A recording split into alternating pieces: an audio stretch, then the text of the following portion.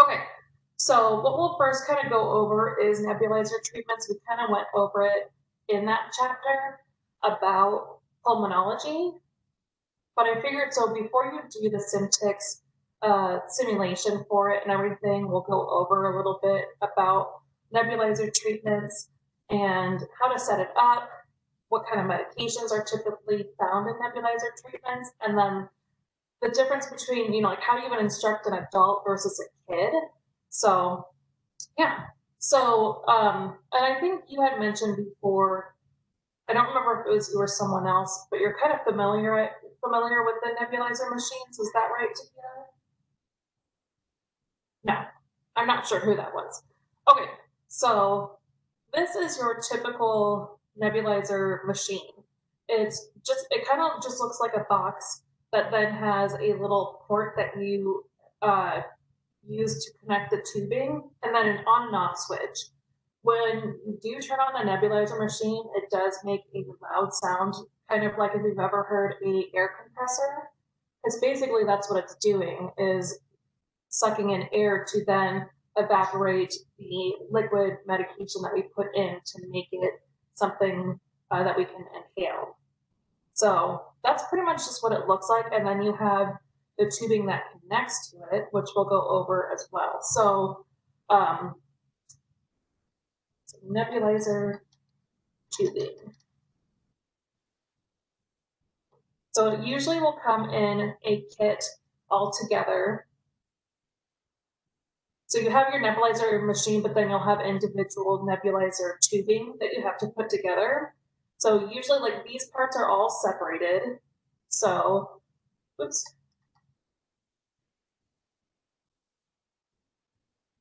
So when you do get it in first, it'll all come separated. So basically, like here, oops.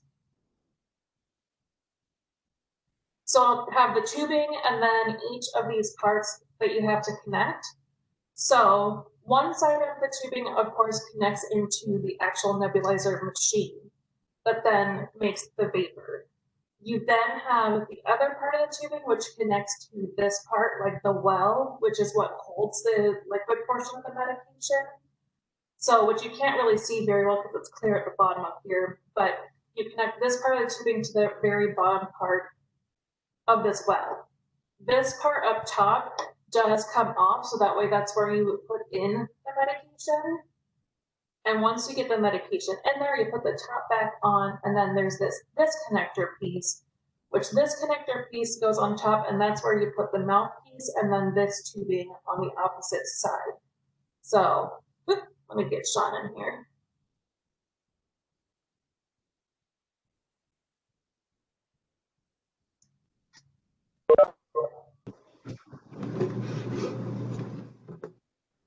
Okay. Which actually, let me go into our, because I think we do have nebulizer tubing, so I can go into that little room and I'm going to go get that, and then that way I can actually like show you guys how to connect it. So 1 second.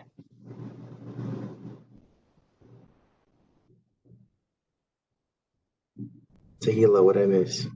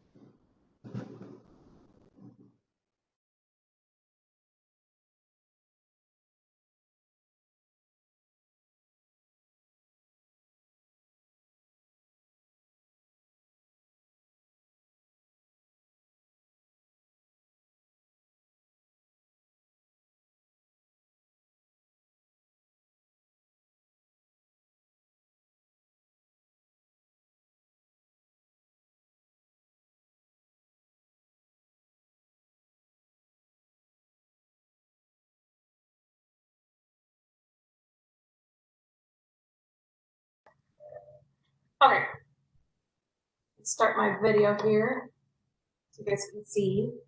Oops. Okay, can you guys see me okay? Let me actually stop sharing and then I'll make it a little bigger.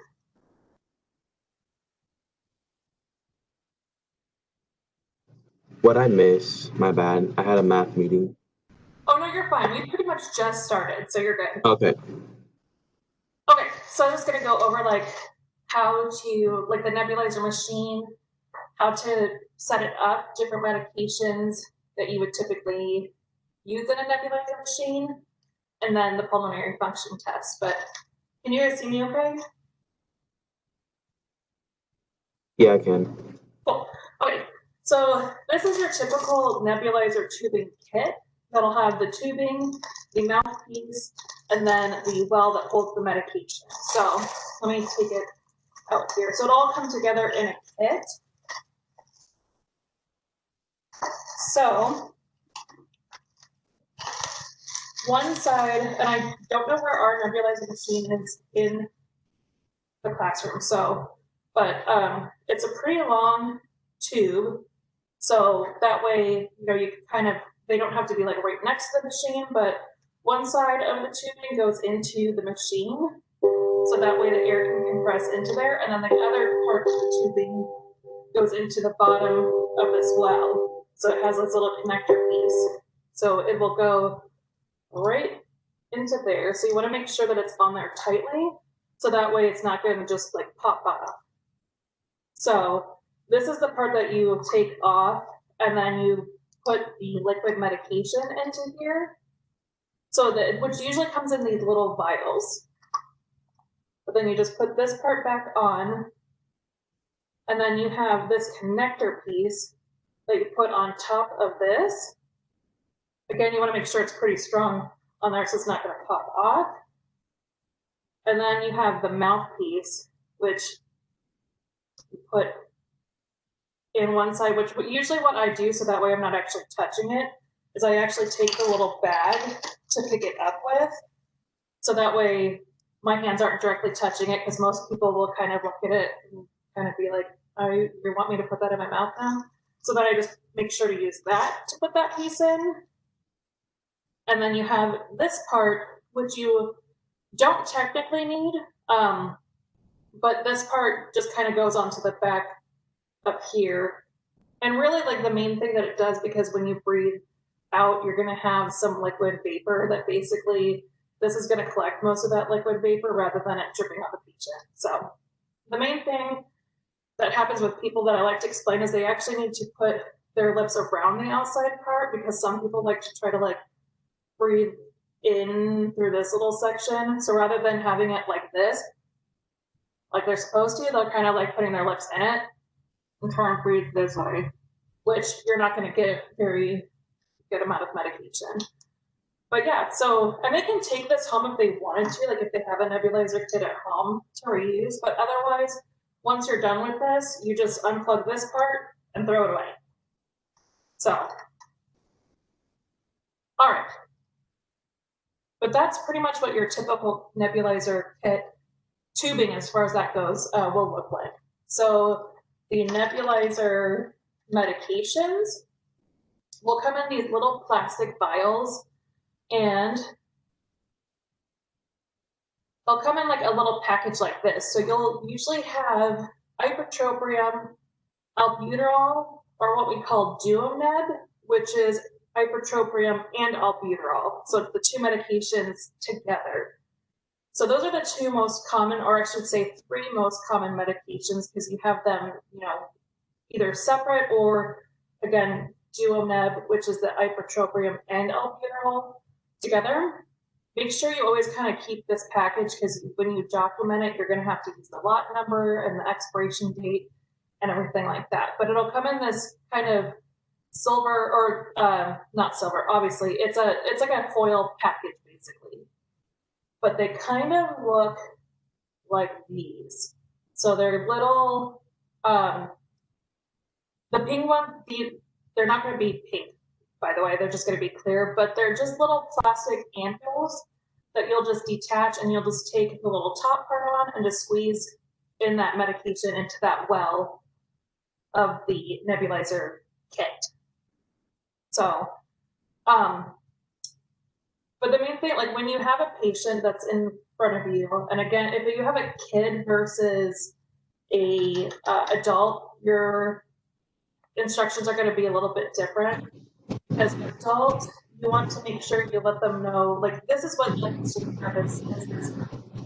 So you will make sure you'll just let them know to wrap their lips on the outside part of this, and then breathe in and out through their mouth through the tube. So they need to make sure that they're actually exhaling through the tube as well. So that way they're not missing any medication. You throw it away. It can cause them to cough a little bit because it kind of can irritate that area. But that's good. That means it's actually opening up and it's working. So, Do you just throw it away or do you replace it? Oh, can you hear me? Yes. Okay, do you just throw it away or do you like wash it, sanitize it? You just throw it away. Okay. If it's just a single use, unless like if they have a nebulizer machine at home and they just wanted to take it with them, we could put it in like a biohazard bag. Because I mean, if it's just them that's going to use it again. So, so for a kid with this kind, they can where you just have it kind of blowing in their face, but they're not going to get the full effect of the medication. That's kind of the problem with that way. But some kids will have an issue trying to use like this kind instead that goes over their mouth and nose because they just don't like anything touching their face. So sometimes you do have to use this method instead where you just kind of hold it in front of their face, which is usually like if they're upset and they're crying, is actually better because they're usually breathing heavier, so they're inhaling the medication more. But the best option, and this is kind of like for an adult, this is the kind that you'll usually see, and it just looks like a box that has the little part that you connect the tubing to, and then just an off and on switch. And again, when you turn it on, it is pretty loud. It kind of sounds like an air compressor. But for kids, they'll usually have something like this. So like an animal type thing. So it kind of puts them more at ease and makes it more fun. But then has the part that covers the nose and the mouth. So they're actually breathing in the full medication. So. Do they have those in the like the care system? Like, do we have those versions? The little seal. Yeah. Some Well, do. not the version, but like for kids. Yeah. Some offices do, but not every office does. But like most of the offices I worked at, we at least had one for like kids, so that way it just made it a little less scary for them. And they thought it was kind of cool because showing them like the vapor that kind of comes out and everything, they think it's pretty cool. So, I'm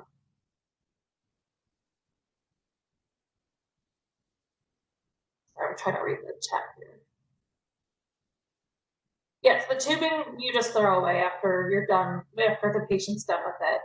I would wait till the doctor comes back in to listen to their lungs because sometimes they need more than one treatment, which you would just put another treatment into that kit. So hold on 1 second. Sorry, hold on 1 second, guys.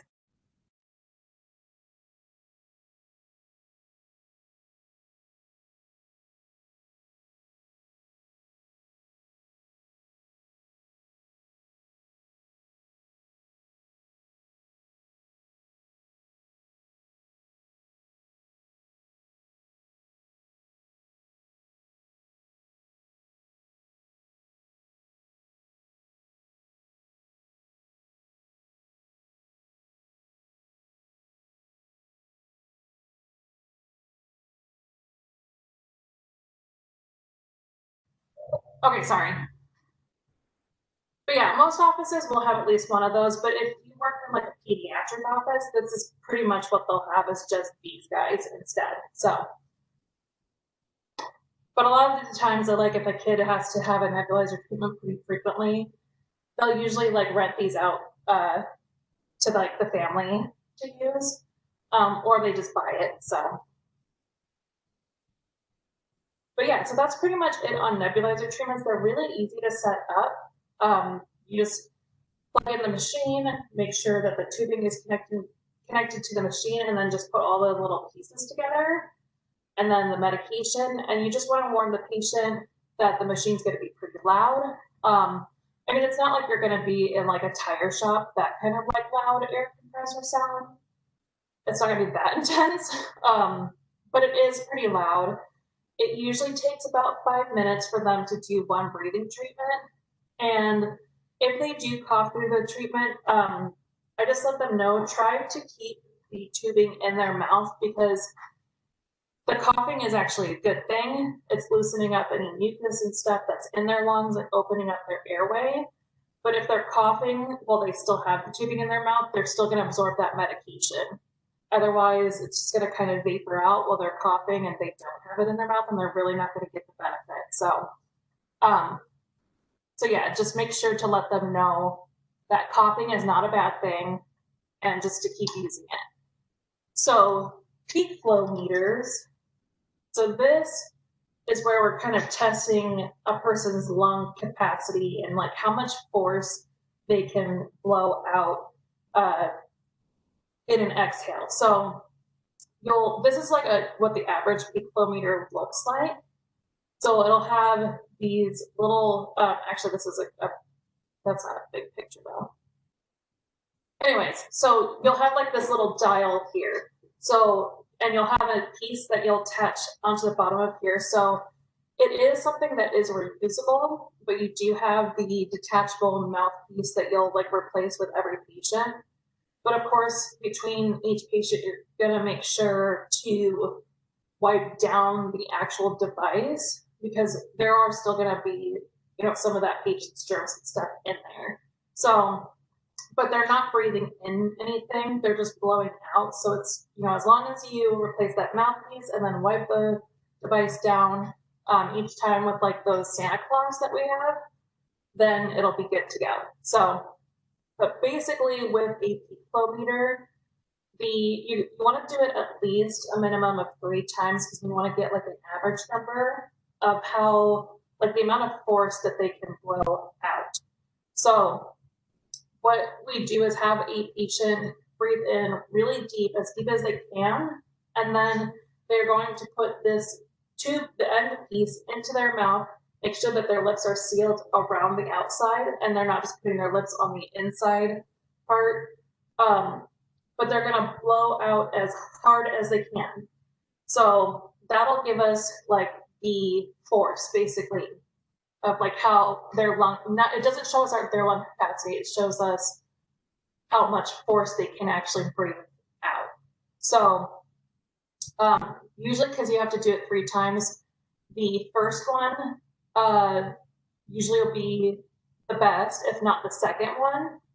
Sometimes people see that first number and then they try to beat their score, but usually by the 3rd breath, it does cause them to get a little short of breath, so it might be a little bit lower.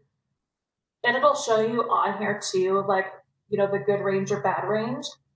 So you just want to make sure it's set to 0 each time. And then when the patient breathes out, you record the number. So say it's at 600, you want to record that number and then move this little dial back down to 0. And let them have a few breaths in between. You don't want to do it like rapid fire, like one right after another, because that can actually cause them to be pretty dizzy and lightheaded. So we don't really want them to pass out because then that's just a whole other issue. So, yeah, you do it that a minimum of 3 times, show the doctor that number, and then that's pretty much it for that test. That one's pretty easy too. I have a question. Yes. So is yellow like when it's like people with COPD and asthma and any and red is like what? Is that like emergency asthma? I remember looking at that. It's like when someone's having If they're in asthma. that red zone, that potentially could be like an emergency, like I would definitely get the doctor right away and let them know, like they just their lung capacity, and usually someone like that is going to be pretty obviously short of breath. Someone who has COPD or asthma will typically be in that yellow range, but a lot of times though too, like someone, especially if they have asthma, because they usually can breathe fairly well unless they're having an issue with their asthma at that time. Will still be in the green zone, but like maybe on the lower end of it. But someone who has COPD, it wouldn't be abnormal if they were in that yellow zone constantly. Okay, that makes sense. Interesting fact though is usually people who are smokers are usually better at this test and usually get it in the green zone, like the top part of the green zone, almost every time, which is kind of weird because you would think that would be the total opposite. But yeah, so again, this one you just want to make sure you do it a minimum of 3 times, and then let the patient breathe in between each set that you do, so that way they're not going to get too lightheaded or anything. So, any questions on the peak flow meter?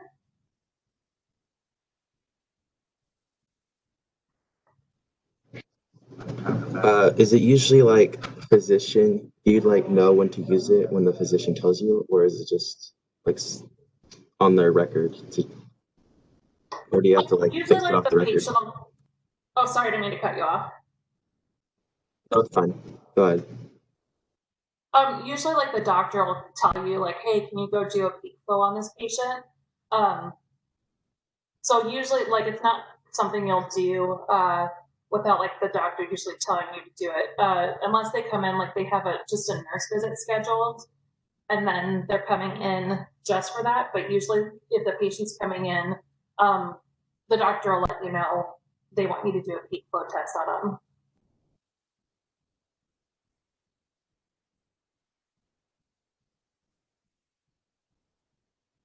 Okay, so I was just going to go over spirometry as well. So, but any other questions about the nebulizer machine and treatment, and then peak flow meters?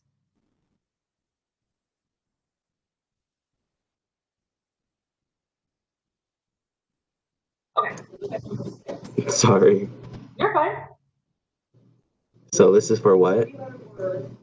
So this is This next one that I was going to go over was on spirometry, and this okay. is for the Spirometry. pulmonology chapter for the just explaining a little bit before you guys do the Syntix simulation. Is spirometry the one where you plug the nose and then they puff out really hard? Yes. Or, okay. I think I So saw that on Simtic. yes, a spirometry test is different than a peak flow meter, in which it tests like the amount of pressure that you can blow out at a time, but then it also tests like your lung capacity. So, and you do have them plug their nose because we want to make sure that we get the total volume and not have some of that air escape through their nose. But basically, what you do for the first one, you're going to have the patient breathe in, take a big deep breath in without the device in their mouth, kind of like you would for a peak flow. And then they're going to blow out as hard and as fast as they can. But the difference is that they're going to continue to breathe out through the machine for as long as they can. So I usually tell them, like you're going to take a deep breath in and then breathe out as hard as fast as you can and keep going until you feel like you don't have any more air in your lungs, and then try to push beyond that because you usually do still have a little bit of air in your lungs. And then once you feel like you just can't push out any more air, then take a deep breath in with the machine in their mouth. So when they first do it, they're not going to breathe in through the machine. They're going to take a deep breath in, then put the tubing in their mouth, breathe out as hard as fast as they can, which it gives us the peak flow, but then continue breathing out so we can tell how much air they have in their lungs. So how long they're able to breathe out and like that lung capacity. And then once we know like how much they can breathe out, then we want to know the amount of air they can breathe back in. So that's what you're kind of seeing here is it's kind of like a loop. Is this first part is that, that breath out as hard as fast as they can. So that shows us the peak. And then them continuously breathing out. So then, of course, we're going to see the numbers drop because that's just going to show us how many liters of oxygen they have left. And then once they feel like they don't have any more in, then they're going to breathe in. And then this will tell us the amount of liters of oxygen they're able to breathe back in. Does that kind of make sense? A little. Okay. What questions do you have on that one? I'm just trying to figure out how to read the chart again. Can you go over that again? So this first part here, we kind of start at the 0. Like this bottom part, kind of ignore this bottom part for now. Because what they'll do first is they take a deep breath in through their mouth, and then they will put the machine into their mouth, kind of like this person, so they have their nose plugged. And they're going to breathe out as hard as they can. Let me get back that picture I just had. Oh, here we go. So with their nose plugged, and then once they breathe out, they're going to breathe out as hard and as fast as they can, which is going to be this line right here. So you're going to see the initial amount of volume of air they're able to blow out with force. So that kind of shows us the peak flow. But then we're going to see, because they'll still have air in their lungs even after that initial first breath that they're blowing out. So essentially this part is just going to tell us like the amount of force that they're able to blow out and how many liters within those few seconds. And then we're going to see how much air they still have in their lungs after that initial, fast, hard blowout. And then once they are not able to breathe any more oxygen out, like they feel like their lungs are completely empty, there's nothing more that they can blow up, otherwise they'll feel like their lungs are just going to flatten out. Then we're going to have them take a deep breath in. And that's what this shows. So this shows us the inspiration, the amount of air in liters that they're able to bring back in. Okay, that makes sense now. Okay. And I can show you too, like when you come to class later this afternoon, too, because it's kind of, I'll post a video to Hila too to explain, but on YouTube you can't really hear it very well through my computer. So I'll make sure to post a video, but Sean, when you come later on this afternoon, we'll kind of go over that too, because a lot of patients get confused with this one, especially if they've done the peak flow first. Because the peak flow, basically, they take a deep breath in, breathe out as hard and fast as they can, and then back. But this one, we want them to keep breathing out until you just feel like you literally have nothing left. And this you also do a total of 3 times, and you definitely want them to breathe in between each test, because otherwise you definitely will pass out if you do them repetitively. So give them at least a minute between each set to kind of regain their breath and everything. So, but any questions on these, you guys?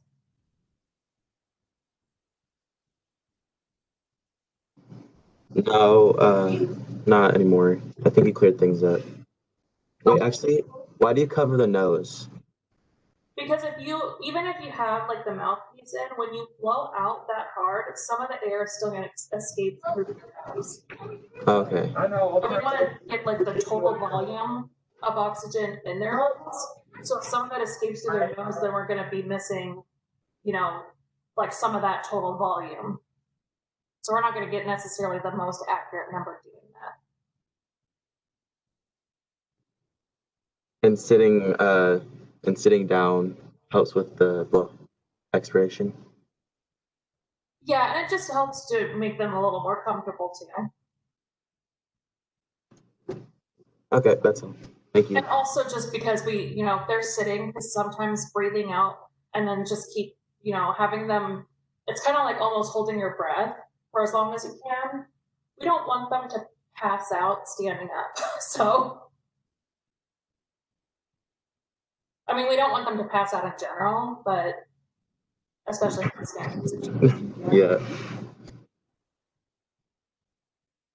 All right, so yeah, so make sure I posted the Simtix skills check off for the nebulizer and peak flow in module 5 underneath the pulmonology chapter.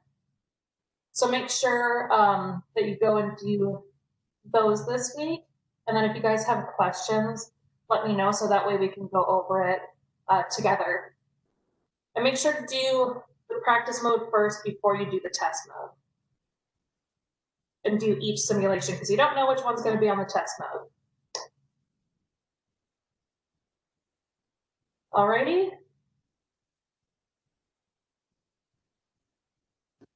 Yeah, sorry. Yeah. Nope, you're good. So when I complete the chapter 40 test, I will go straight into EKG, and after that, well, after the people in the class are done, and I'm still on it because I know I'm about a week behind. Will I have time to catch up, or will it be there like an extra week? Yeah, you'll still have time to catch up because I think next week what we'll do too is like Tequila's completed some other chapters and skills that she needs to check off. So I think we'll work on those together and then you'll be caught up with everybody. Okay. And Tahila, to answer your question, I didn't. So basically, when I went into the course, I basically rapidly went in to add in the Simtix simulations and then was going to organize it later.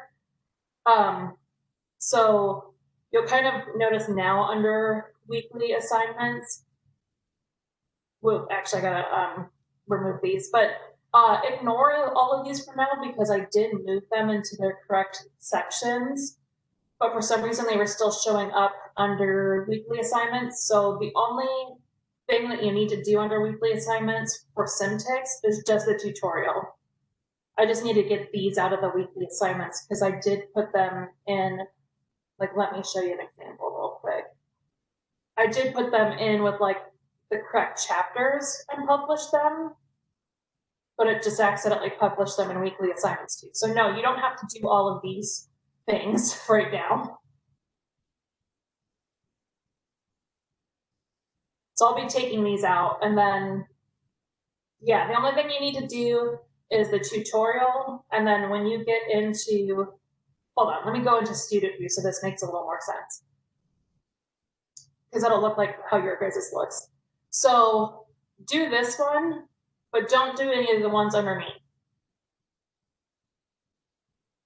Because these I'm going to take out. So the only ones that you guys need to worry about right now, skip over module 1, but so Tahila, the main ones that you guys need to work on is this one for the nebulizer treatments, and then underneath here for the ECG. So just these two for now. Plus the tutorial, so I guess that's 3.